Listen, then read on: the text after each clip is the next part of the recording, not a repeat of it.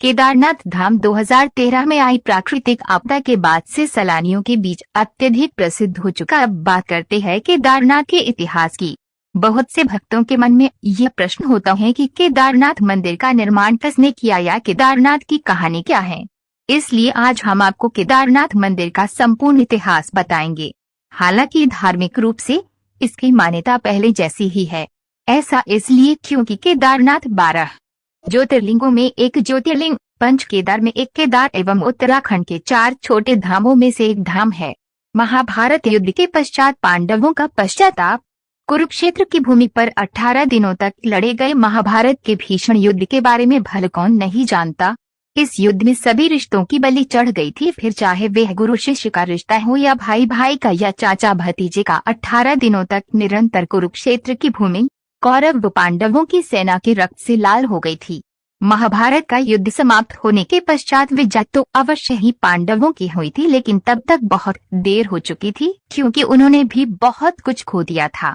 युद्ध समाप्ति के कुछ समय बाद जब सभी पांडव भगवान श्री कृष्ण के साथ बैठकर युद्ध के परिणामों व प्रभावों के बारे में चर्चा कर रहे थे, तब श्री कृष्ण ने उन्हें पश्चाताप करने को कहा। श्री कृष्ण के अनुसार पांडवों के ऊपर ब्रह्म हत्या, गोत्र हत्या, कुल हत्या, गुरु हत्या इत्यादि कई पाप चढ़ चुके थे। इसके लिए उनका प्रायश्चित करना आवश्यक था। पांडवों ने इसका उपाय पूछा तो श्री कृष्ण ने बताया कि उन्हें इन पापों से मुक्ति केवल भगवान भोलेनाथ ही दे सकते हैं। इसके पश्चात सभी पांडव भगवान श्री कृष्ण की आज्ञा से भगवान शिव से मिलने काशी नगरी की ओर चले गए। पांडवों के द्वारा भगवान शिव की खोज श्री कृष्ण के आदेशानुसार सभी पांडव भगवान शिव की नगरी काशी, बनारस या वाराणसी पहुँचे। हालांकि भगवान शिव को पांडवों के उनसे मिलने आने की सूचना पहले ही मिल चुकी थी, लेकिन वे उनसे मिलना नहीं चाहते थे। भगवान शिव पांडवों के द्वारा किए गए ब्रह्म हत्या व गोत्र हत्या के पाप से अत्यधिक क्रोधित थे, इसलिए वे पांडवों से बिना मिले ही वहां से चले गए। पांडवों ने काशी नगरी में भगवान शिव को हर जगह ढूंढा, लेकिन वे उन्हें नहीं मिले। इसके बाद सभी पांडव हिमालय के पहाड़ों पर बसे उत्तराखंड के गढ़वाल क्षेत्र में चले गए। भगवान शिव भी पांडवों से छुपकर यहीं आए थे। भगवान शिव ने लिया बैल रूपी अवतार। जब भगवान शिव ने पांडवों को अपने पीछे पीछे गढ़वाल क्षेत्र की ओर बढ़ते हुए देखा तो उन्होंने इसका एक उपाय निकाला। वहां पहाड़ों के बीच कई पशु घास के मैदान में चल रहे थे। भगवान शिव उन पशुओं के बीच में गए और बैल रूपी अवतार ले लिया ताकि पांडव उन्हें पहचान ना पाए।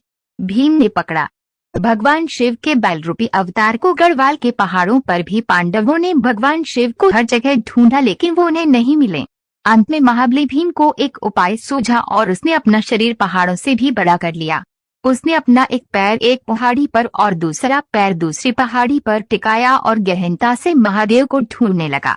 भीम के विशालकाय रूप को देखकर पहाड़ों के सभी पशुओं में हलचल पैदा हो गई और वे इधर उधर भागने लगे, लेकिन एक बैल अपनी जगह पर स्थिर खड़ा रहा।